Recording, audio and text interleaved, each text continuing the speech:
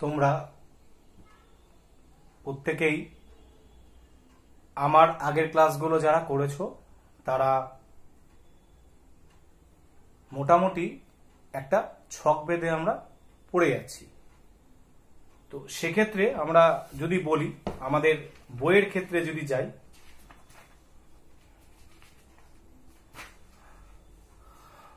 আমরা হৃৎপিণ্ড সম্বন্ধে পড়েছি, রক্ত সম্বন্ধে পড়েছি এবং হৃৎপিণ্ডের রক্ত সংবহন পদ্ধতি, ডায়াস্টল, সিস্টল এবং কোন কোন অংশ আমরা যে পালস মেপে ব্যবহার করি সেটাও আমরা জেনেছি।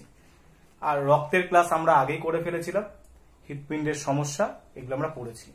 এবং তার সঙ্গে তোমাদের আগের একটি ক্লাস আমি নিয়েছিলাম, সেখানে হচ্ছে একদম শেষ পর্যায়ে যদি আমরা চলে যাই, মানুষের দৈর্ঘ্য কেন বৃদ্ধি পায় বা দৈর্ঘ্য কিসের উপর নির্ভর করে হচ্ছে সেটা আমরা পড়েছিলাম, মানে শরীরের বৃদ্ধি এবং বিকাশ। সেখানে আমরা একটা চার্ট পেয়েছিলাম যেটাকে আমরা বলেছিলাম যে সুস্থতার একটা ধারণা, দেহভর সূচক, যেটাকে আমরা ইংরেজিতে বলি দেহ, মানে বডি, ভর, মাস সূচক, ইন্ডেক্স, তার মানে বিএমআই আমরা করে ফেলেছি। এবং আমি একটা তোমাদের বিএমআই এর পরীক্ষা নিয়েছি, চিন্তা নেই, তোমরা প্রত্যেকেরই মাথার মধ্যে চলছে যে স্যার আমাদের পরীক্ষার অংশটা কবে করাবেন, কিভাবে করাবেন, সেই জায়গাটাই তোমাদের মাথার মধ্যে, মস্তিষ্কের মধ্যে চলে যাচ্ছে। তো চিন্তার কোনো কারণ নেই, আমি ওই অংশটি করব, তোমাদের একদম চিন্তার কোনো কারণ নাই। ওই অংশটি আমি একদিন ক্লাস নিয়ে নিব, সেই ক্লাস অনুযায়ী দেখবে বোর্ডের মধ্যে আমি পুরোপুরি পরপর করে স্টেপ ওয়াইজ আমি বুঝিয়ে দিব, চিন্তার কোনো কারণ নেই। তো তোমরা প্রত্যেকে ক্লাসে প্রেজেন্ট হচ্ছ সেটা আমি খুব ভালো করে জানি, প্রত্যেককেই আসছো, তবে অনেকে ক্লাসে প্রেজেন্ট দিয়ে আবার বেরিয়েও যাচ্ছ, এটাও দেখতে পাচ্ছি। তো যাই হোক, ক্লাসটাকে একটু ভালো করে করার চেষ্টা করো, তাহলে তোমাদের এই ক্লাস অনুযায়ী পড়া হয়ে যাবে। এক্সট্রা বাড়িতে একটু বই বুলালেই সেটা কমপ্লিট। তো যাই হোক, আজকে তোমাদের প্রত্যেকে যুক্ত হোক, আরো 2 মিনিট পরে আমি ক্লাসটা শুরু করব। তো তোমরা যারা যারা ছবিটা দেখতে পাচ্ছ মোটামুটি একটু ছবিটাকে ড্র করে নাও।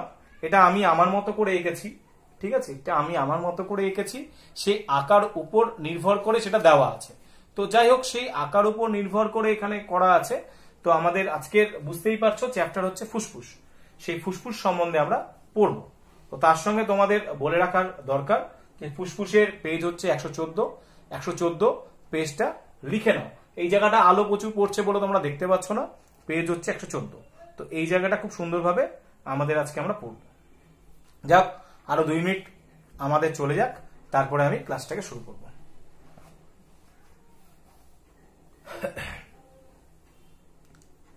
তোমরা বাড়িতে কিন্তু হৃৎপিণ্ড ছবিটা কিন্তু প্র্যাকটিস করো। আর তোমাদের একটি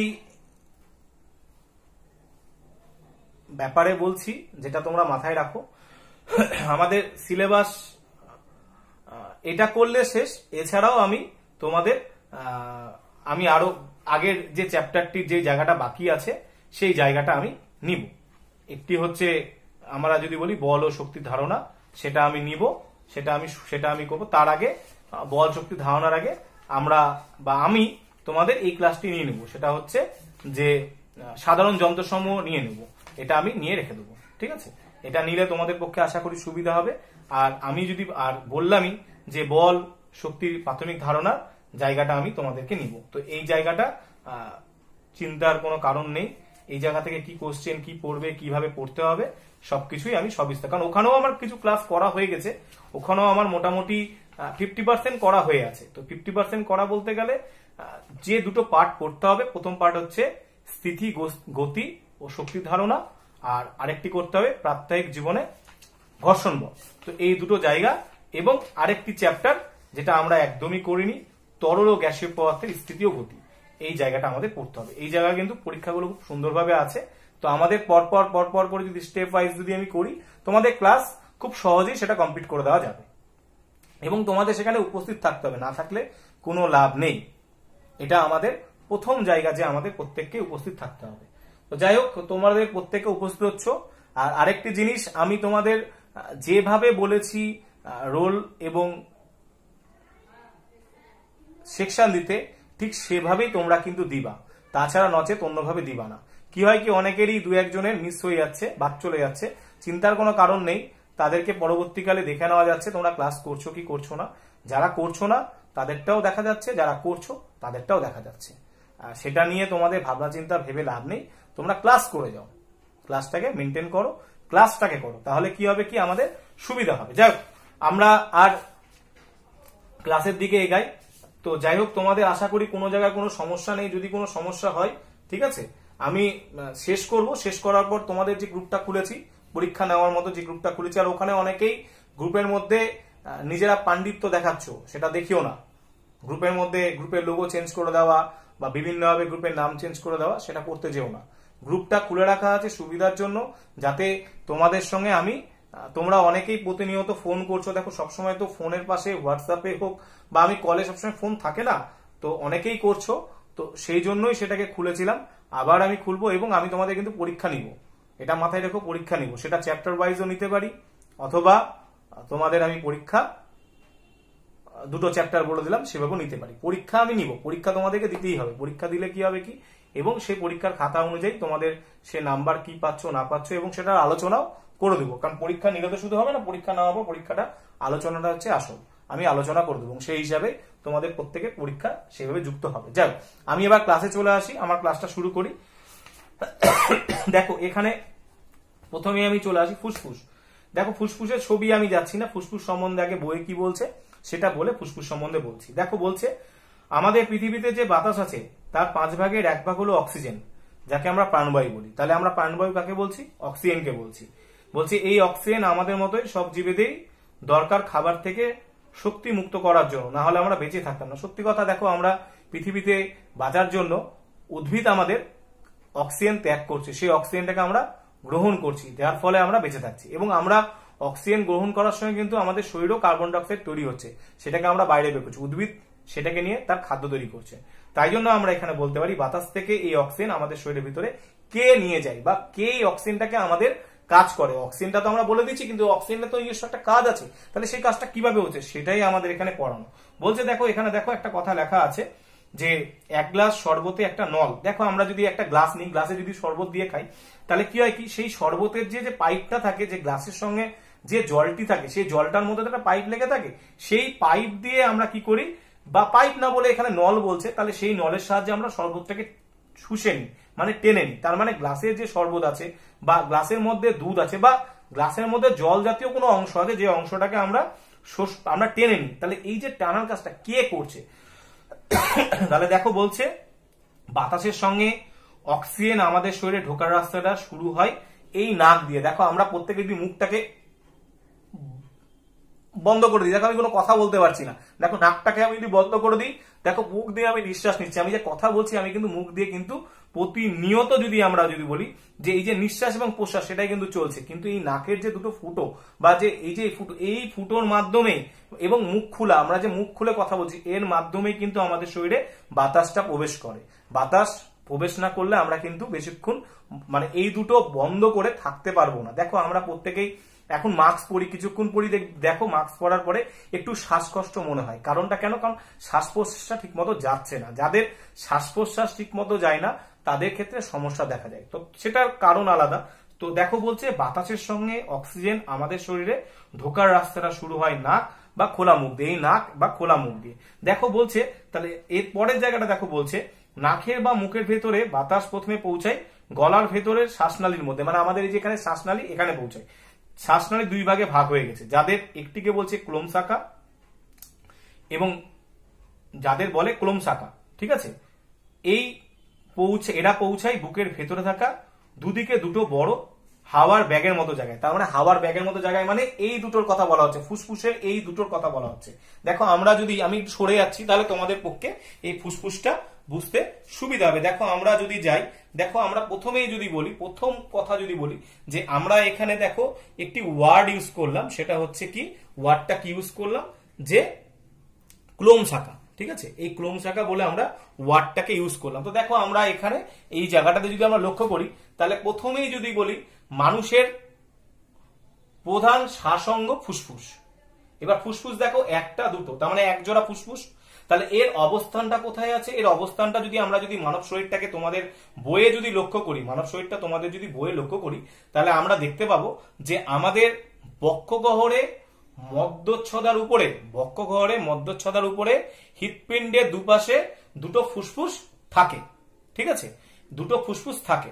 তো দেখো এইদিকে যদি আমরা লক্ষ্য করি, এবার ফুসফুসের যদি আমরা যদি লক্ষ্য করতে যাই, তাহলে আমরা বলতে পারি যে, এবং এখানে এটা তো বললাম, এটা তো একটা ন্যাচারালি নর্মালি বললাম ফুসফুসের কথা, কিন্তু এখানে আমরা বলতে পারি যে ফুসফুস দুটো ত্রিকোণাকার। দেখো ত্রিকোণ টাইপের দেখাচ্ছে, এই যে ত্রিকোণ মানে ত্রিভুজ টাইপের ত্রিকোণাকার, ঠিক আছে, বা শাঙ্কবাকার বা শাঙ্কবাকার। তো এটা স্পঞ্জের মতো, স্পঞ্জের মতো দেখবে, স্পঞ্জ যেমন আমরা জলে পড়লে যেমন জল টেনে নেয়, সেরকমই স্পঞ্জের মতো গোলাপি রঙের। কি রঙের? গোলাপি রঙের। ঠিক আছে, এবং এখানে আমরা দুটো ফুসফুস দেখতে পাচ্ছি। দেখো এদিকে আমি লিখেছি ডান ফুসফুস, এদিকে লিখেছি আমি বাম ফুসফুস। দেখো ডান ফুসফুসটাকে আমরা যদি লক্ষ্য করি, এখানে দেখো তিনটা পার্ট আছে, 1 2 3, আর এখানে দেখো দুটো পার্ট আছে। তাহলে আমরা বলতে পারি যে ডান ফুসফুস অপেক্ষা, ডান ফুসফুস বাম ফুসফুস অপেক্ষা কিছুটা বড়। ঠিক আছে, এবং আমরা বলতে পারি যে ডান দিকের তিনটা লতিযুক্ত, ডান দিকের 1 2 3 তিনটা লতিযুক্ত, এবং বাম দিকে দুটো লতিযুক্ত। তাহলে আমাদের এখানে আমরা বলবো ডান ফুসফুস বাম ফুসফুস অপেক্ষা কিছুটা বড়। তাহলে এই যে দেখো আমরা যেমন হৃৎপিণ্ডের পড়েছিলাম যে একটি পর্দা থাকে, তেমন ফুসফুসের একটি পর্দা থাকে, তাকে বলি আমরা প্লুরা, তাকে বলি আমরা প্লুরা। তাহলে ফুসফুসের যে পর্দাটা আবৃত করে রাখে তাকে বলছি আমরা প্লুরা। তো দেখো এই জায়গাটা যে আমরা পড়লাম, এই জায়গাগুলো কিন্তু একটু ভালো করে মাথায় রাখতে হবে। ঠিক আছে, এবার দেখো এই ক্ষেত্রে আমরা একটা জিনিস বলতে পারি যে জিনিসটা আমাদের পরবর্তীতে আছে, যেমন দেখো আমি বলেই ফেললাম, তো বলছে দেখো কালচে গোলাপি, ফুসফুসের রং কেমন? বলছে কালচে গোলাপি, কারণ অনেক সরু সরু নালী দিয়ে এর ভেতরে রক্ত চলাচল করে। তবে বয়স্কদের ক্ষেত্রে বাতাস থেকে ধুলো ময়লা ঢুকে ক্রমশ কালো কালো ছাপ পড়ে যায়। তাহলে দেখো ফুসফুসের যে এই যে লতিযুক্ত বললাম, এই ফুসফুসের মধ্যে কি হয়, বাইরের থেকে যে ধুলোবালিগুলো আসছে সেগুলো এখানে গিয়ে জমে এটা কালো হয়ে যাচ্ছে। দেখো তারপরে আসছি, বলছে শ্বাসনালীর যত ভেতরে ঢোকে তা গাছের ডালপালার মতো অসংখ্য শাখা পোশাকায় ভাগ হতে থাকে। সর্বশেষে সূক্ষ্ম শ্বাসনালিকা, তার শেষে থাকে 10 কোটি ছোট ছোট বেলুনের মতো বায়ুথলি। ঠিক আছে, এই বায়ুথলিটাকেই বলা হয় অ্যালভিলাই, অ্যালভিলাই। ঠিক আছে, অ্যালভিলাই। তো দেখো বলছে যে শ্বাসনালীর শাখা পোশাকা যেখানে শুরু হচ্ছে, সেখান থেকে এই ছোট ছোট বায়ুথলি পর্যন্ত বুকের দুদিকে থাকা দুটো যন্ত্রের নাম ফুসফুস। এক একটা ফুসফুসে প্রায় 10 কোটি বায়ুথলি থাকে। বায়ুথলির গায়ে রক্তনালী থাকে। বাম ফুসফুস দুটো খণ্ড, ডান ফুসফুস 3টা খণ্ড, যেটা আমি লতি বললাম, একই ব্যাপার। তাহলে দেখো এই যে ফুসফুস সম্বন্ধে আমরা পড়লাম, ফুসফুসের ক্ষেত্রে এটাই আমাদের রাখতে হবে। দেখো ফুসফুসে যদি আমরা কাজ যদি যাই, তাহলে আমরা বলবো বাতাস থেকে অক্সিজেন বায়ু নিয়ে রক্তে পৌঁছায়, এবং রক্তের মধ্যে যে কার্বন ডাইঅক্সাইডটা আছে সেটাকে টেনে বাইরে বার করে দেওয়া হচ্ছে ফুসফুসের মেন কাজ। তাহলে ফুসফুস সেগুলোকে বার করে দেয়। ফুসফুস এইভাবে আমাদের কিন্তু দেখো এখানে দুটো জিনিস মাথায় রাখবা, যে আমাদের ফুসফুসের ক্ষেত্রে আমরা তো খুব সহজেই বলছি যে ফুসফুস, দেখো ফুসফুসের ক্ষেত্রে যদি আমরা যাই, শোষণ কৌশল যদি যাই, এখানে দুটো ট্রাম পাই, একটা হচ্ছে প্রশ্বাস, একটা হচ্ছে নিঃশ্বাস। তো এখানে দুটো জিনিস বারবার করে ট্রামটাকে খুব সুন্দর করে ভেবে যদি নাও, তাহলে খুব সহজে বুঝতে পারবে।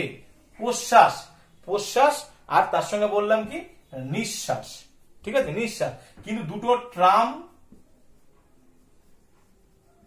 সত্যি একদম আলাদা। দেখো প্রশ্বাস যদি বলি, প্রশ্বাস মানে কি করছি, প্রশ্বাস মানে করছি আমরা শ্বাস গ্রহণ করছি। প্রশ্বাস মানে আমরা কি করছি, শ্বাস গ্রহণ করছি। ঠিক আছে, আর নিঃশ্বাস মানে আমরা কি করছি, শ্বাস বাইরে বের করে দিচ্ছি, তাহলে শ্বাস ত্যাগ।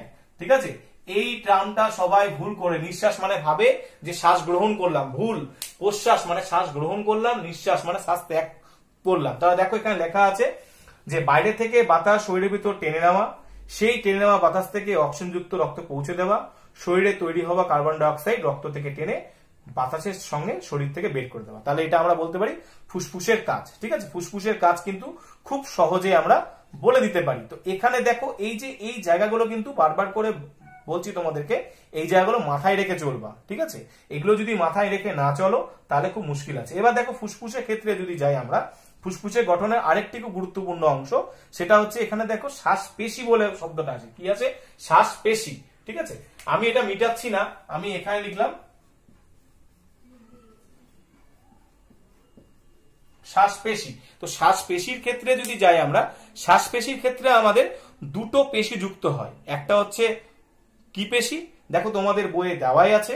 একটা হচ্ছে আমরা বলতে পারি পঞ্জরাস্থি পেশি, ঠিক আছে? পঞ্জরাস্থি পেশি তো দেওয়া যায়, যাকে আমরা বলছি পঞ্জর পেশি, আমি এখানে লিখছি। একটা হচ্ছে, দেখো বানান কিন্তু সবসময় মাথায় রাখবা, না হলে কিন্তু ভুল হয়ে যাবে। পঞ্জর পেশি, ঠিক আছে? আর 2 নম্বর আমরা বলতে পারি যে মধ্যচ্ছদা, ঠিক আছে? মধ্যচ্ছদা 2 নম্বর হচ্ছে মধ্যচ্ছদা, যেটাকে আমরা বলি ডায়াফ্রাম, যেটাকে আমরা বলি ডায়াফ্রাম, ঠিক আছে? তাহলে এই দুটো হচ্ছে আমাদের শ্বাসপেশি। তার মানে এই দুটো পেশি একসঙ্গে যুক্ত হয়ে আমাদের শ্বাসপেশি গঠন করে থাকে। দেখো এই যে শ্বাসপেশিগুলো আছে, শ্বাসপেশিগুলো সংকোচন যখন হয় তখন বক্ষগহ্বর আয়তনে বাড়বে, ফুসফুস দুটো প্রসারিত হবে, ফুসফুসের মধ্যে বায়ুচাপ কমে যাবে, বায়ুমণ্ডল থেকে অক্সিজেন আমাদের শ্বাসনালীতে প্রবেশ করবে ফুসফুসের মাধ্যমে, তাহলে সেটাকে আমরা প্রশ্বাস বলছি। দেখো সেটা এখানে লেখা আছে, বলছে আমরা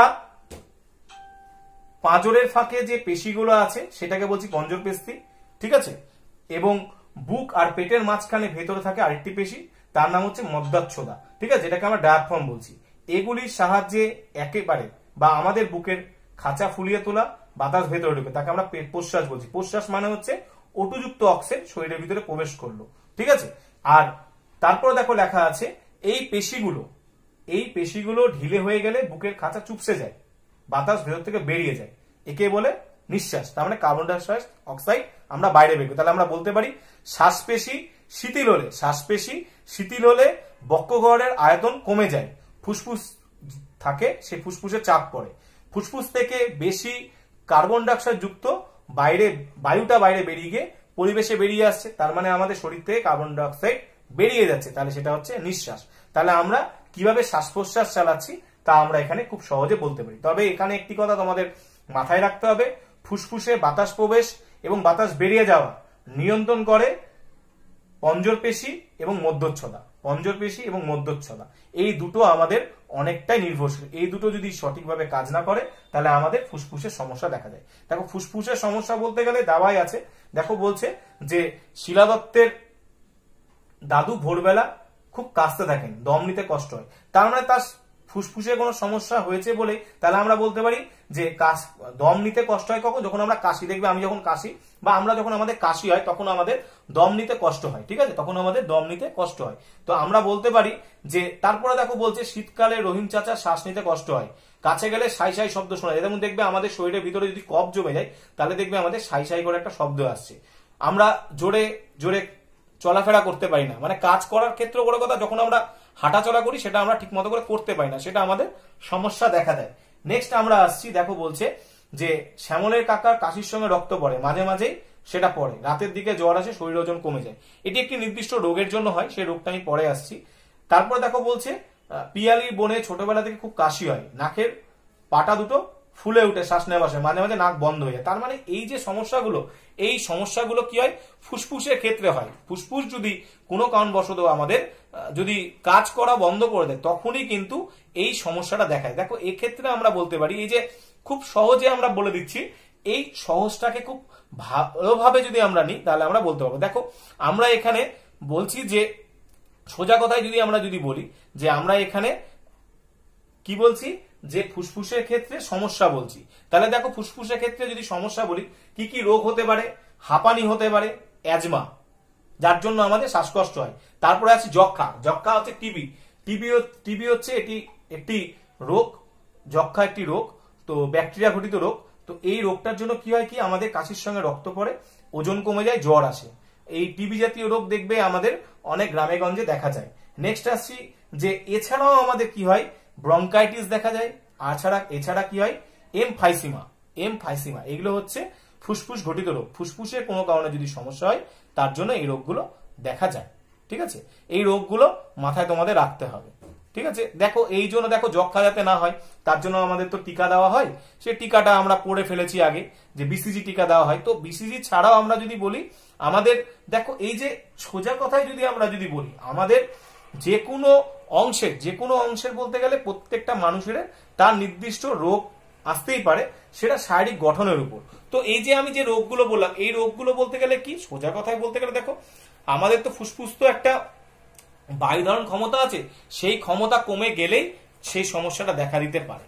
তো সবসময় চেষ্টা করবা যে দেখবে এগুলো কাদের সমস্যা বেশি হয়, যারা ধূমপান করে অথবা তামাক জাতীয় দ্রব্য যারা গ্রহণ করে তাদের ক্ষেত্রে এই রোগগুলো দেখা যায়। কি হয় সেক্ষেত্রে হয় ফুসফুসের যে স্থিতিস্থাপকতা সেটা নষ্ট হয়ে যায়।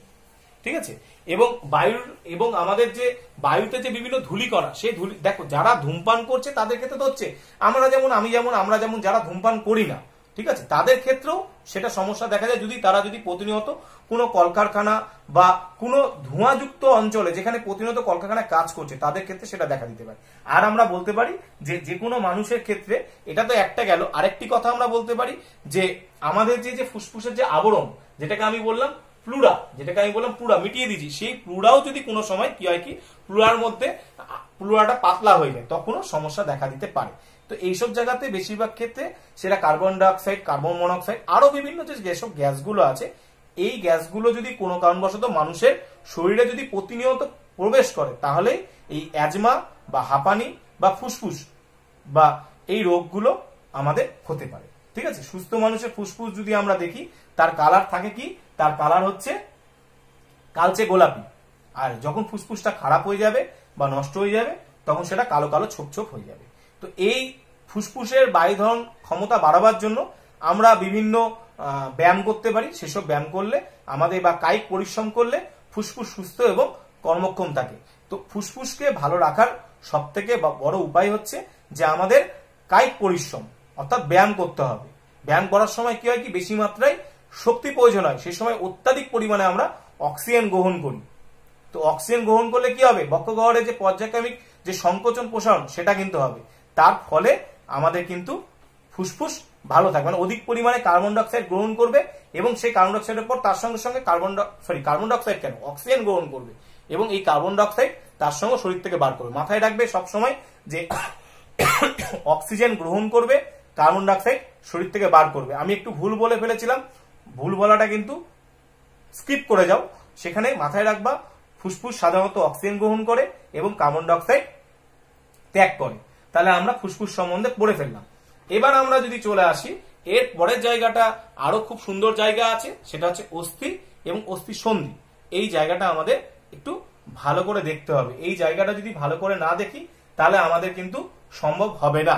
ঠিক আছে, আমি এই ফুসফুসের ছবিটা তোমরা কিন্তু একটু ভালো করে দেখে নাও, দেখে নিলে তোমাদের কিন্তু কাজ দিবে এবং পারলে ছবিটা কষ্ট করে একবার ড্র করে নিও। ঠিক আছে,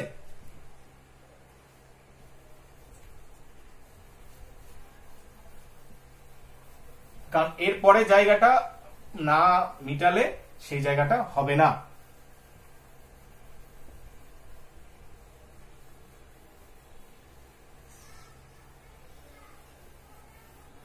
এরপরে জায়গাটা পড়বো আমরা অস্থি, অস্থি সন্ধি ও পেশি।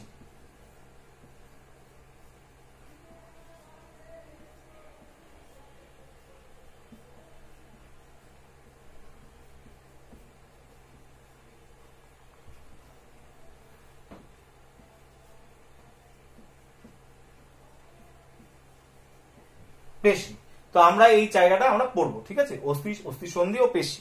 তো এখানে দেখো অস্থি যদি প্রথমে যাই আমাদের কিছু টাস্ক দেওয়া আছে। দেখো একটা টাস্ক আছে কি সার্কাসের তাবু 1 নম্বরে, 2 নম্বরে পাখির খাঁচা, 3 নম্বরে ময়লা সরাবার কাটা। তো তার অপোজিট সাইডে আরেকটি অংশ আছে কাঠামো হিসাবে ধরে রাখা, টান বা ঠেলা মেরে সরানো, 3 নম্বরে আছে চারপাশে ঢাকা দিয়ে রক্ষা করা। তাহলে দেখো আমরা যদি সার্কাসের তাবুটাই দেখি তাহলে সার্কাসের তাবুতে দেখবো আমরা কি করি, সার্কাসের তাবু ঠিক এরকম টাইপেরই হয়। তাহলে আমরা বলতে পারি সার্কাসের তাবু কি কাজ করে, চারপাশটাকে ঢাকা দিয়ে রক্ষা করে সার্কাসের তাবু। আবার পাখির খাঁচা যদি যাই, পাখির খাঁচা কিরকম হয়, পাখির খাঁচাটা কি হয় কি চারদিক থেকে বন্ধ, ঠিক আছে, চারদিক থেকে বন্ধ আমরা পাখির খাঁচা দেখতে পাই, এরকম দেখতে পাই। তাহলে আমরা বলতে পারি পাখির খাঁচার ক্ষেত্রে কাঠামো হিসাবে ধরে রাখা, কাঠামো হিসাবে ধরে রাখা। 3 নম্বর আমরা কি বলছি, ময়লা সরাবার কাঁটা। দেখো ময়লা সরাবার কাঁটা বলতে গেলে কাঁটাটা এরকম এরকম টাইপের দেখতে পাই। তাহলে আমরা বলতে পারি যে এটাকে বলতে পারি টান বা ঠেলা মেরে সরানো। টান মানে আমরা এটাকে টেনে ধরে নিয়ে যাবো অথবা ঠেলা দিয়ে সরাবো।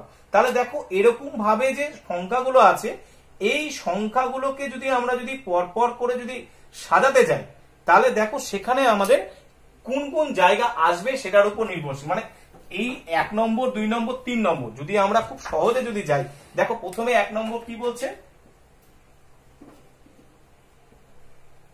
কাঠামো হিসাবে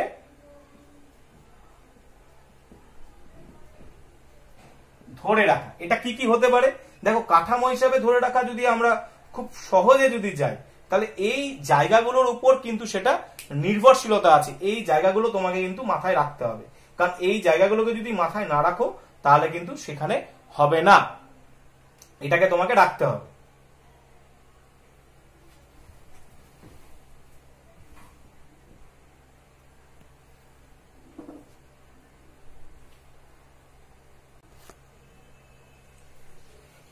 তো দেখো এখানে যদি আমরা খেয়াল করি, তো দেখো এখানে দেখো বইয়ে একটা তালিকা দেওয়া আছে, বুকের পাঁজর, উরুর হাড়, বাহুর হাড়, কাঁধের হাড়, খুলির হাড়, কোমরের হাড়, শিরদাঁড়া, ঠিক আছে।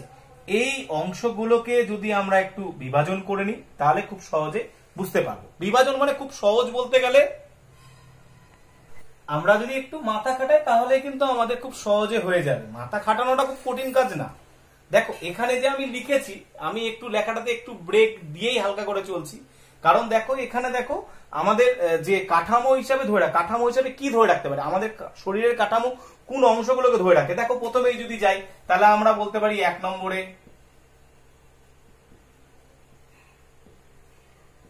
শিরদাঁড়া বলতে পারি, খুব সহজে শিরদাঁড়া বলতে পারি। এবার 2 নম্বরে যদি যাই তাহলে আমরা বলতে পারবো কোমরের হাড়।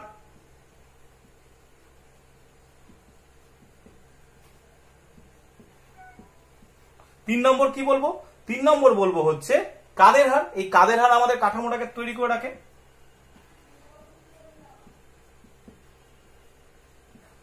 চলে গেল, তাহলে আমাদের এই 3টা অংশ কাঠামো হিসাবে ধরে রাখছে। দেখো এটা একটা গল্প মতো ছক করে তোমাদেরকে কিন্তু বোঝানোর চেষ্টা করছে। দেখো 2 নম্বর যদি চলে যাই, 2 নম্বরে কি বলেছে, টান বা ঠেলা মেরে সরানো।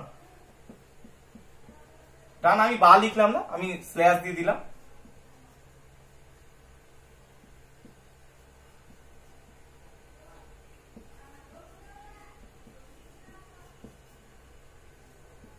দেখো এই পোর্শনে যদি যাই তাহলে এই পোর্শনে কি কি কাজ করছে, এই পোর্শনে কাজ করে 1 নম্বর হচ্ছে উরুর হাড়। উরুর হাড় খুব সহজে এখানে কাজ করে। আর আরেকটি বলতে পারি এই বাহুর হাড়, ঠিক আছে।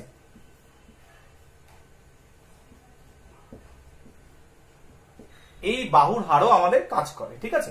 এবার নেক্সট দেখো 3 নম্বর দেওয়া আছে কি, 3 নম্বর আছে হচ্ছে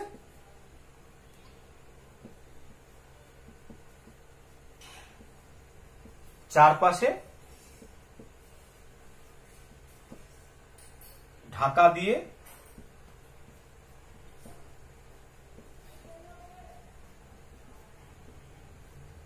রক্ষা করা। এখানে আমাদের বলতে পারি কি কে কে করে, এখানে করে হচ্ছে 1 নম্বর হচ্ছে বুকের পাঁজর করে, ঠিক আছে, বুকের পাঁজর করে। আর 2 নাম্বার কে করে, 2 নাম্বার করে হচ্ছে আমরা খুব সহজে বলতে পারি যে খুলির হাড়, মানে মস্তিষ্ক যেটা থাকে, মাথা। দেখো তাহলে আমরা খুব সহজে বলতে পারি কাঠামো হিসাবে ধরে রাখে শিরদাঁড়া, কোমরের হাড় আর কাঁধের হাড়, ঠিক আছে। তো শিরদাঁড়া দেখো এটাকে আমি পরপরও চলতে পারি অথবা আলাদাভাবে চলতে পারি, শিরদাঁড়া, কোমরের হাড়, কাঁধের হাড়।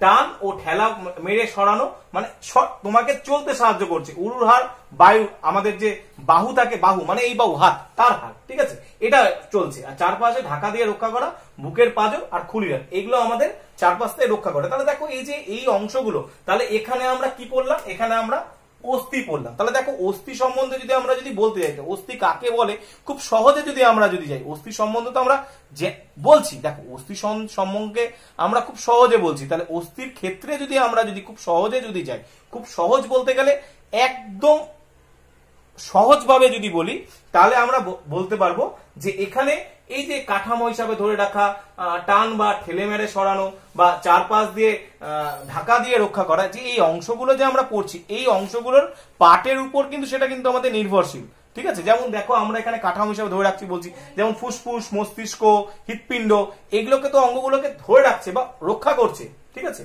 তো সেখানে আমরা এটা খুব সহজে যেমন বলতে পারি, তেমন আমরা বলতে পারি যে দেহের কাঠামো গঠন বা আকৃতি প্রদান, মানে অস্থি আমাদের নির্দিষ্ট শরীরে কাঠামো গঠন করে, যা দেহের নির্দিষ্ট আকৃতি প্রদান করে। তোমার আকৃতি বা আমার আকৃতি আমার দেহের কাঠামোর উপর নির্ভরশীল, তাছাড়া না। তাছাড়া আমাদের আরেকটি কথাও আমরা বলতে পারি যে এই যে অস্থি, তার মানে অস্থির ক্ষেত্রে কঙ্কাল পেশি, কঙ্কাল মানে আমাদের যে শরীরের যে কঙ্কালগুলো, যেগুলো হাড়গুলো থাকে, যে অস্থিগুলো থাকে, সেই অস্থিগুলো চলনে এবং গমনে সাহায্য করে। তাহলে এখানে দেখো খুব সহজে যদি আমরা যাই, তাহলে আমরা এখানে কঙ্কালের কথা বললাম। কঙ্কাল মানে হচ্ছে অস্থিযুক্ত বা অস্থিবিহীনের কথা চলে আসছি। দেখো অস্থিযুক্ত বা অস্থিবিহীনের ক্ষেত্রে যদি আমরা চলে যাই, তো সেখানে কিন্তু আমাদের এটা মাথায় রাখতে হবে, ঠিক আছে।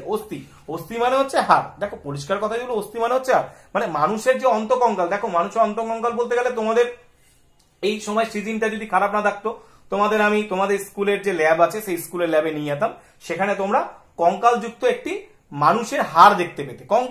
কঙ্কালযুক্ত মানে তো হাড়ের কথা বলে ফেলছি, একজন পরিণত মানুষ যা দেহের মাংস নেই, তার হাড়গুলো অবস্থান করছে। তাহলে এখানে আমরা খুব সহজভাবে যদি বলি, একটি শিশু জন্মানোর সময় শিশুদের দেখা যায় তার দেহে 360টি মতো অস্থি থাকে। তারপর সেই অস্থিগুলো আস্তে আস্তে আস্তে পরস্পর যুক্ত হয়ে 206টি, 350টি বললাম, তারপরে সেটা যুক্ত হয়ে 206টি অস্থিতে পরিণত হয়, এই অস্থিতে পরিণত হয়, ঠিক আছে। এই অস্থিগুলো পরস্পর যদি আমরা যাই, সেখানে আমরা পাবো করটি পাবো। আমরা যদি 1 নম্বর যাই, তাহলে আমরা করটি পাবো। 2 নম্বর যদি যাই, সেখানে আমরা করটির পর পাবো হচ্ছে মেরুদণ্ড।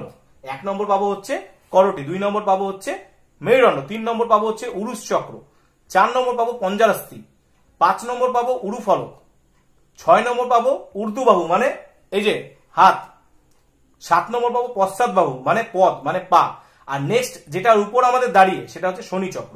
এই প্রত্যেকটা অংশের উপর নির্ভর করে আমাদের এই অস্থিটা গঠিত হয়। এই অস্থির উপর নির্ভর করে আমরা চলন এবং গমন করতে পারি। তো দেখো এখানে এই যে অস্থির ক্ষেত্রে কথা বললাম, ধরো যে এটা একটা অস্থি এবং এটা একটা অস্থি, এই যে মাঝখানে দেখো এটা হচ্ছে অস্থি সন্ধি। তো অস্থি সন্ধির ক্ষেত্রে আমরা কি বলতে পারি যে 2 বা ততোধিক, দেখো এখানে দুটো আছে, এখানে 1 এবং 2, এই দুটো অস্থির যে সংযোগস্থল তাকে আমরা অস্থি সন্ধি বলছি। এই অস্থি সন্ধিগুলো কার সঙ্গে, লিগামেন্টের সঙ্গে যুক্ত থাকে, এবং লিগামেন্ট একটা দড়ির মতো একটা সাদা অংশ দেখবে যখন আমরা খাসি বা মুরগির মাংস কাটতে যাই, তখন সেখানে কিন্তু সেটা আমরা খুব সহজে দেখতে পাবো। এবং আমাদের এখানে মাথায় রাখতে হবে এই অস্থি সন্ধির মধ্যে একটি সাইনোভিয়াল পর্দা থাকে, ঠিক আছে, যার মধ্যে সাইনোভিয়াল তরল থাকে, যে তরলটা এই দুটো অস্থির তাদের আঘাতজনিত, মানে আমাদের দেখো এই যে অস্থি যে এরকম ভাবে আছে, এই আঘাতজনিত থেকে রক্ষা করে। যখনই শুকিয়ে যায়, যখনই এই অস্থি সন্ধি শুকিয়ে যায়, তখনই আমাদের সমস্যা দেখা দেয়। মানে সোজা কথায় ঘর্ষণজনিত আঘাত থেকে রক্ষা করে এই সাইনোভিয়াল তরল। তখন কি হয়, কি দেখবে বয়স হতে গেলে দেখবে বাড়িতে তোমাদের যদি বয়স্ক কেউ যদি 60 বছরের উপর থাকে বা 70 বছর, মোটামুটি 60-এর পরবর্তীকালে মেয়েদের তার আগে প্রায় 50 থেকে 55 একটা অস্থির ব্যথা হয়, হাঁটুতে ব্যথা হয়। তো এটা অস্থি সন্ধির সমস্যা হলেই দেখা যায়। তো যাক, সেটা আমাদের এখন নাই। আমাদের এরপর দেখো দেওয়া আছে যে এই যে আমরা যে মানবের ক্ষেত্রে যে অস্থিগুলোর কাজ, এখান থেকে বলতে পারি যে ফুসফুস, মস্তিষ্ক, হৃৎপিণ্ড প্রভৃতি গুরুত্বপূর্ণ অংশকে বা অঙ্গকে রক্ষা করে। তারপরে দেখো দেওয়া আছে নির্দিষ্ট দেহের নির্দিষ্ট সুরক্ষা প্রদান। সুরক্ষা প্রদান বলতে গেলে দেখো আমাদের নির্দিষ্ট কাঠামো গ্রহণ এবং নির্দিষ্ট আকৃতি প্রদান করা, সেটা একটা কাজ। এরপরে দেখো বলছে হাড় বা অস্থি আমাদের দেহে গুরুত্বপূর্ণ কেন।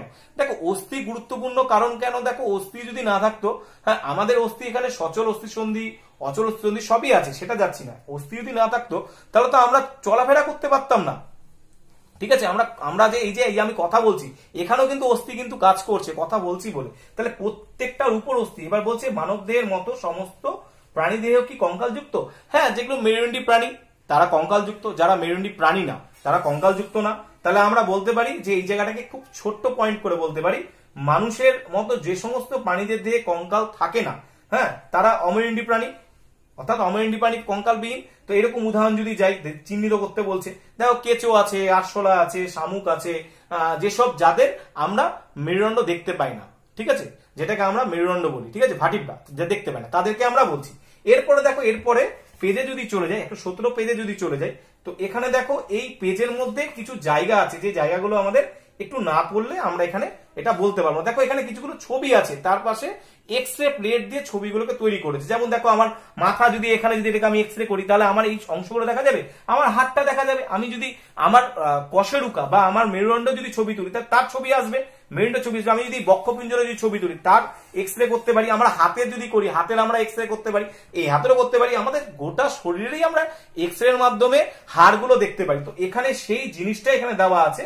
যে পরের পেজে যদি চলে যায়, দেখো এখানে উপর হাত, দেখো উপর হাত, আমি তো তাহলে আমাকে জামা বলতে হবে, উপর হাত তো আমি দেখাতে পারবো না। যদি এইটাকে আমি দেখাই তোমাদের সামনে, আমি চলে আসছি একদম ফ্রন্টে চলে আসছি, দেখো উপরের হাত মানে এই যে এই পোর্শনটা উপরের হাত, ঠিক আছে। নিচ হাত মানে হচ্ছে এই পোর্শনটা হচ্ছে আমার নিচ হাত, ঠিক আছে, এই পোর্শনটা হচ্ছে আমার নিচ হাত। তাহলে এটা হচ্ছে পুরো বাহু। এবার দেখো আমার হাতের আঙ্গুলগুলো, এগুলোকে যদি পরপর করে দেখতে পাবো। তারপরে দেখো এখানে যদি বলি কবজি বলতে গেলে কোথায়? কবজি এখানে আছে, ঠিক আছে, এই জায়গাটা। হাতের তালু হচ্ছে এই জায়গাটা। এই যে এই অংশগুলো কটা করে হাত থেকে কি কাজে লাগে সেটা সম্বন্ধে তোমাদের আমি বলবো। তো দেখো এখানে এই জায়গাটা বলবো, একটু পিপাসা পেয়ে গেছে, একটু জল খাবো, অনেকক্ষণ ধরে কথা বলে যাচ্ছি। তো সেই জায়গাটা ক্লাস তোমাদের আমি এখনই নিব। তোমরা একটু পারলে ছবিগুলোকে একবার রিমাইন্ড করে দেখে নাও, ঠিক আছে, ছবিগুলোকে রিমাইন্ড করে একবার দেখে নাও।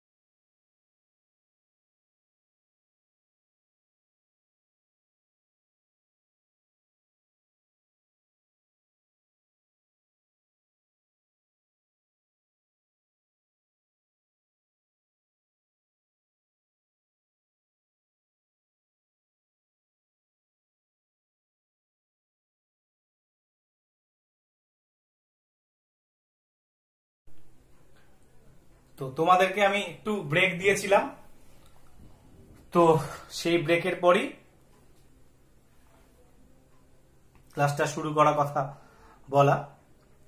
দেখো তোমাদের বইয়ে যদি চলে যাও 118 পেজ, ঠিক আছে, সেই 118 পেজের মধ্যে আমরা যদি লক্ষ্য করি, ঠিক আছে, সেখানে দেখো বলছে যে তোমার আর তোমার বন্ধুদের হাড়গুলো ছুঁয়ে দেখি।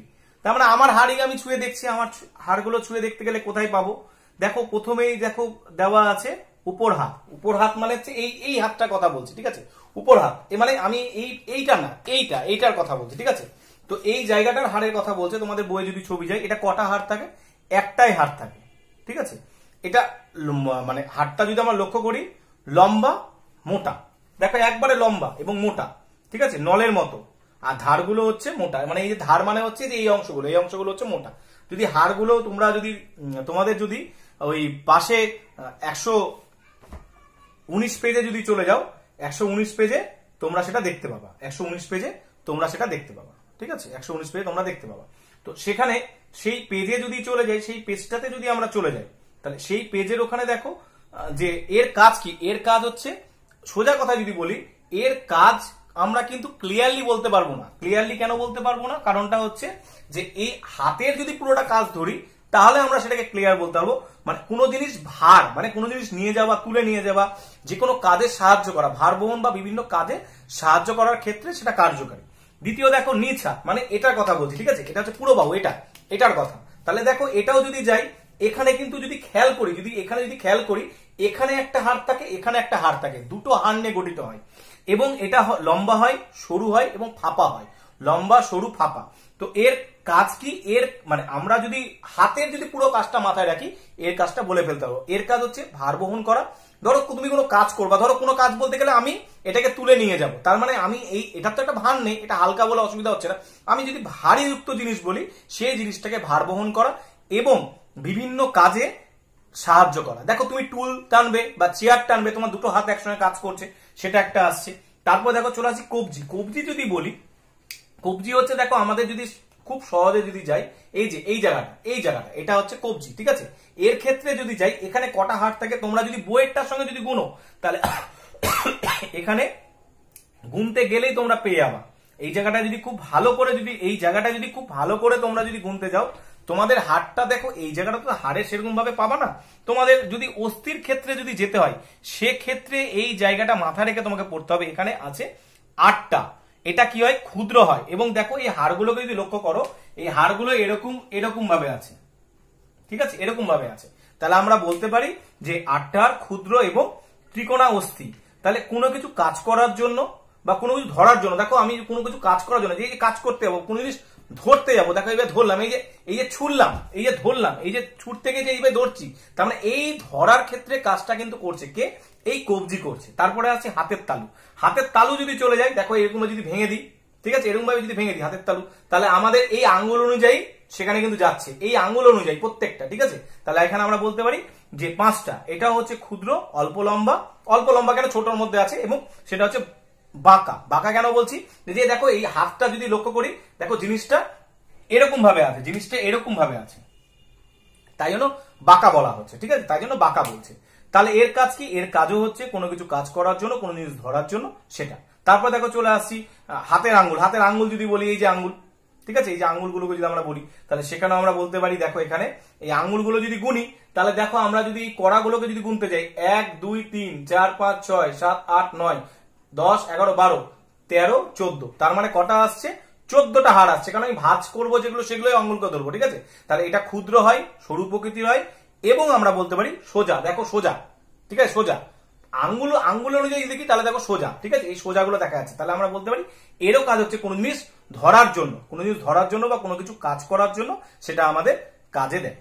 তাহলে আমাদের এখানে খুব সহজে এই হাত বা হাতের আঙ্গুলগুলো খুব সহজে সেটা আমরা পড়ে নিতে পারছি।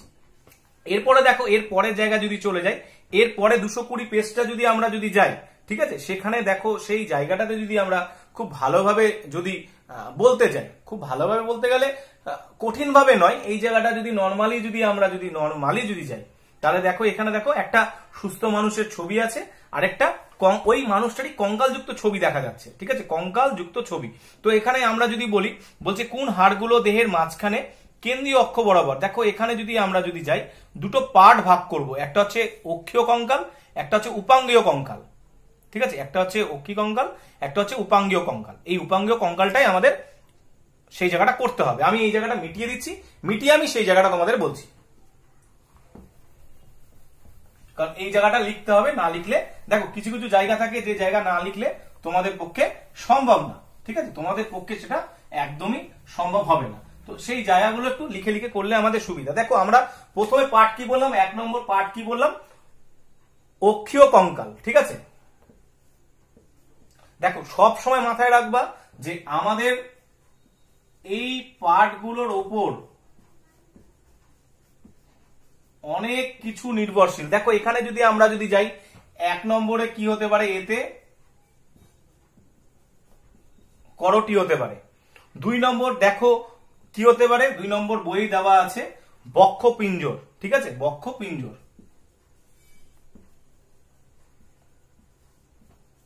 এটা দেখো ব্যাকেট দিয়ে দেওয়া আছে স্টার্নাম ও রিবস। তা আমি লিখে নিলাম বক্ষপিঞ্জর কি নিয়ে গঠিত, স্টার্নাম রিবস। 3 নম্বর আমরা কি বলতে পারি, 3 নম্বর বলতে পারি আমরা মেরুদণ্ড। 3 নম্বর আমরা বলতে পারি মেরুদণ্ড। তো দেখো এখানে আমরা অক্ষীয় কঙ্কালের ক্ষেত্রে আমরা যদি যাই, এখানে আমাদের কি কি পাচ্ছি, আমরা পাচ্ছি করটি পাচ্ছি, আমরা বক্ষপিঞ্জর পাচ্ছি, আর মেরুদণ্ড পাচ্ছি। তাহলে এখানে দেখো করটিটা, করটি কোনটা, করটি যদি যাই, করটি মিন্স হচ্ছে মাথার খুলি। করটি মিন্স হচ্ছে মাথার খুলি, আমাদের যে মাথা যে আছে এই মাথার খুলি অংশটাকে বলে। তাহলে এখানে দেখো আমরা যদি এখানে যদি যাই, এখানে কতগুলো অস্থি থাকে, এখানে 22টা অস্থি থাকে, 22টা অস্থি থাকে। বক্ষপিঞ্জর যদি যাই, বক্ষপিঞ্জরে কতটা থাকে, বক্ষপিঞ্জরে থাকে হচ্ছে 24 প্লাস 1। এবার 24 প্লাস 1 কেন বলছি, কারণ আমাকে এখানে মাথায় রাখতে হবে 24 মিন্স যে 24টা হচ্ছে পিঞ্জরাস্থি অস্থি এবং একটা হচ্ছে স্টার্নাম। এই একটা হচ্ছে স্টার্নাম, বাদ বাকিটা হচ্ছে মানে আমাদের কি বললাম, পঞ্জরাস্থি পেশি। ঠিক আছে, বা পঞ্জরাস্থি পেশি। তো পঞ্জরাস্থি অস্থি পেশি না, পঞ্জরাস্থি অস্থি। তো এখানে এটা আমাদের মাথায় রাখতে হবে। এবং এখানে মাথায় রাখতে হবে, এখানে যে 24টা বলছি, এই 12 জোড়া, ঠিক আছে, 12 জোড়া থাকে হচ্ছে আমাদের পিঞ্জরাস্থি অস্থি। এবার দেখো মেরুদণ্ড আছে, মেরুদণ্ড যদি আমরা যদি যাই, আমরা খুব সহজে জানি যে মেরুদণ্ড আমাদের 33টা। তাহলে 33টা কশেরুকা বা ভাটিব্রা আমরা বলতে পারি, খুব সহজে আমরা ভাটিব্রা বলতে পারি। তো এটাকে আমরা খুব সহজে মাথায় রাখতে পারি, ভাটিব্রা। ঠিক আছে, মাথায় রাখতে পারি। তাহলে এটা আমাদের কি অক্ষীয় কঙ্কালের মধ্যে পড়ছে, অক্ষীয় কঙ্কালের মধ্যে পড়ছে। নেক্সট যদি 2 নাম্বার চলে যায়, ঠিক আছে, 2 নাম্বার যদি চলে যায়, সেখানে আমাদের পড়ছে কি, সেখানে পড়ছে উপাঙ্গীয় কঙ্কাল। মাথায় সব সময় রেখে কিন্তু কাজ করবা, না রেখে করলে কিন্তু তোমরাই কিন্তু সমস্যায় পড়ে যাবা।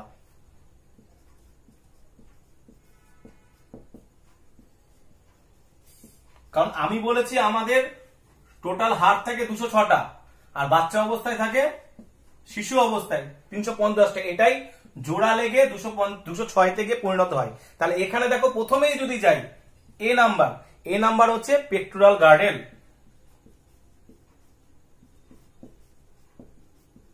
পেক্টোরাল গার্ডেল, এই পেক্টোরাল গার্ডেলকে আমরা বলতে পারি উরু চক্র। কটা থাকে, 4টি। তারপরে চলে আসছি বি হচ্ছে পেলভিক গার্ডেল।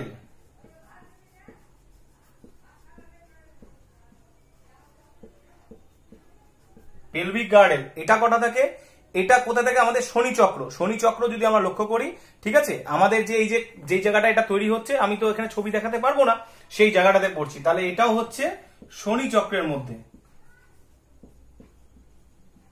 এটাও থাকে 2 সাইডে 2টি। তারপরে চলে আসছি আমরা হাতের অস্থি।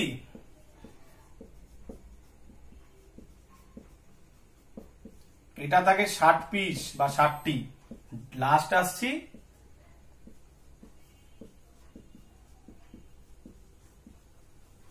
পায়ের অস্থি, এটাও 60টি।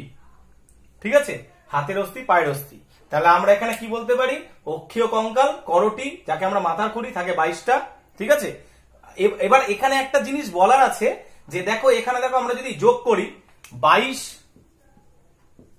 প্লাস 25 প্লাস 33, তাহলে 22 আর 25 প্লাস 3, তার মানে 80টা। এখানে হচ্ছে অক্ষীয় কঙ্কাল কতটি, 80টি। ঠিক আছে, আর এখানে হচ্ছে 60 60 120 120 124 126, তার মানে অক্ষীয় কঙ্কাল কত, 126টি। এটা তোমাদের মাথায় রাখতে হবে, এটা দিয়েও কোশ্চেন পড়ে, এটা দিয়েও কোশ্চেন পড়ে। ঠিক আছে, দেখো প্রত্যেকটা জায়গার অংশ নিয়েই আমাদের কোশ্চেন পড়ে, মাথায় আমাদের রেখে চলতে হবে। এবার দেখো এখানে এটা আমরা যে ছবিটা দেখো আমি এখানে প্রেজেন্ট করতে পারছি না, আমার কাছে ছবি নেই। ছবি থাকতে গেলে আমি ফটফট করে আমি দেখছি তোমাদের স্কুলে ছবি যদি থাকে আমি সেটা জোগাড় করে সেটাকে করবো। কারণ এখানে যদি আমি ক্লাসে যত বড় অত বড় তো আমি প্রিন্ট করতে পারবো না, ছোটর মধ্যে তোমাদের ক্লিয়ার দেখা যাবে না। তাহলে সেটা আমাকে তোমাদের একটা ভিডিও তৈরি করে সেটা দিতে হবে, সেটা তোমাদের পক্ষে খুব একটা সুন্দর হবে না।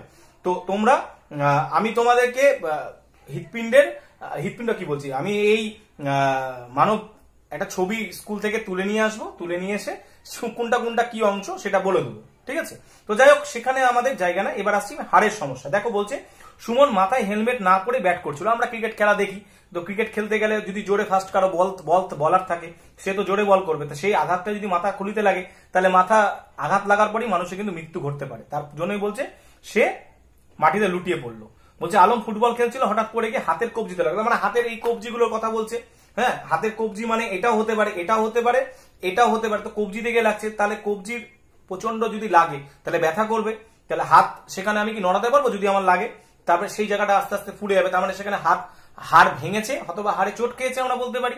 তারপরে দেখো বলছে তনুজার মা সিঁড়ি দিয়ে ওঠার সময়, সিঁড়ি দিয়ে নামার সময় হঠাৎ পা পিছলে পড়ে গেল, প্রচন্ড চোট পেল মেরুদণ্ড। আমাদের মেরুদণ্ড তো এখান থেকে এইটুকুনটা আমরা জানি, তো এখানে এই মেরুদণ্ড বলছে আস্তে আস্তে ওনার পা গুলো অবশ হয়ে গেল, এরপর নড়াচড়া সম্পূর্ণ বন্ধ, হুইল চেয়ার ছাড়া চলতে পারছে না। তার মানে তার মেরুদণ্ডটা পুরোপুরি চোট খেয়ে গেছে, আর কোনো মতেই তিনি কাজ করতে পারছেন না।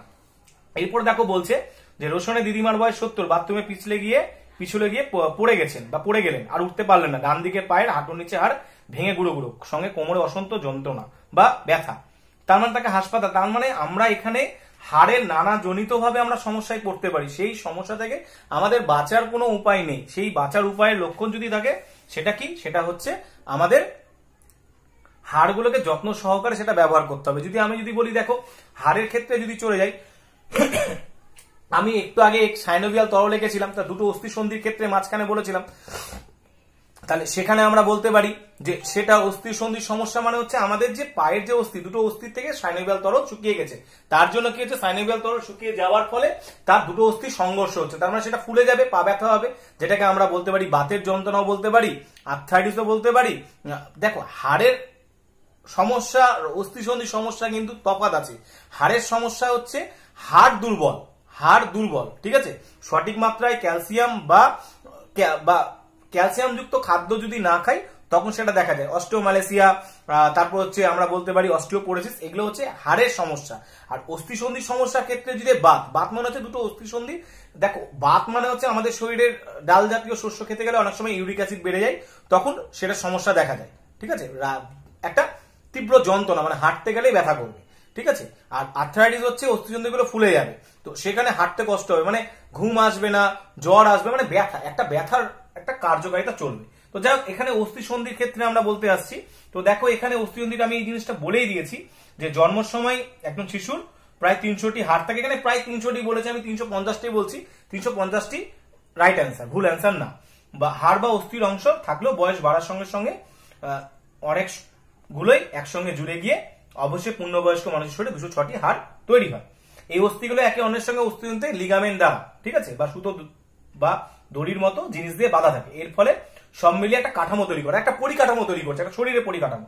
এই কাঠামো রকমভেদ আমাদের প্রত্যেকটা মেরুদণ্ডী প্রাণীর এক এক রকমের হয়। দেখো তোমাদের পরিকাঠামো বা আমার পরিকাঠামো দুজনের কিন্তু আলাদা। আমি পূর্ণবয়স্ক বলে, আমার 18 বছর হয়ে গেছে বলে আমার কিন্তু সবগুলো ঠিকঠাক হয়ে গেছে, তোমাদেরও হবে সেটা। তো দেখো সেটাই বলছে, দুটো প্রতিবেশী অস্থি যেখানে একে অপরের সঙ্গে লিগামেন্ট দ্বারা বাঁধা থাকে সেই জায়গাটাকে আমরা বলি অস্থিসন্ধি। তো আমি সেটা খুব সহজে অস্থিসন্ধি কথাটা বলে ফেলেছি। তো দেখো বলছে যে অনেক মাংসপেশী আবার টেন্ডন নামের স্থিতিস্থাপক মানে একটা নির্দিষ্ট জায়গা পর্যন্ত যেতে পারবে। দড়ির মতো জিনিস অস্থিগুলোর সামনে এবং পিছনে যে কোনো পাশ দিয়ে সেটা একটা বাধার মতো নিয়ে চলে যাওয়ার সাহায্য করে। তো এখানে লিগামেন্ট এবং টেন্ডন এই দুটো দ্বারাই কিন্তু সেখানে কিন্তু আমাদের যুক্ত থাকে, এই যুক্তটার উপর কিন্তু আমাদের নির্ভরশীল। ঠিক আছে, এই নির্ভরশীলতাগুলো কিন্তু আমাদের কিন্তু মাথায় রাখতে হবে, মাথায় না রাখলে খুব মুশকিল। তো এইভাবে দেখো এর পরের পার্টে যদি আমরা চলে আসি, এর পরের পার্টে দেখো বলছে একটা মানুষের ছবি দেওয়া আছে। তো সেখানে দেখো বলছে এমন একটা সন্ধি দেখাও যেখানে একদমই নড়াচড়া করতে পারে না, তাহলে সেটা করটি হবে। খুলির ভিতরে অস্থি আছে, তাহলে সেটা হচ্ছে অচল অস্থি সন্ধি, মানে কোনোভাবে সেটা চলাচল করে না। তারপরে দেখো দেওয়া আছে একটি অল্প স্বল্প নড়াচড়া করে, তাকে আমরা বলি ঈষৎ সচল সন্ধি। তার মানে সেটা কোন সন্ধিগুলো? কঙ্কালগুলো। মানে আমাদের যদি ঈষৎ সন্ধিতে যদি চলে যায়, ঈষৎ সন্ধি মানে হচ্ছে আমাদের শরীরের ক্ষেত্রে সেটা কার্যকারী। মানে সোজা কথায় যদি বলি, আমাদের যে কশরুকা, মেরুদণ্ডের যে কশরুকা সেটা হচ্ছে ঈষৎ, মানে এখানে দুটো কশরুকা আছে, এই সন্ধি দুটোই এই কাজটাই করে, ঈষৎ সচল সন্ধির মতো করে বলছে।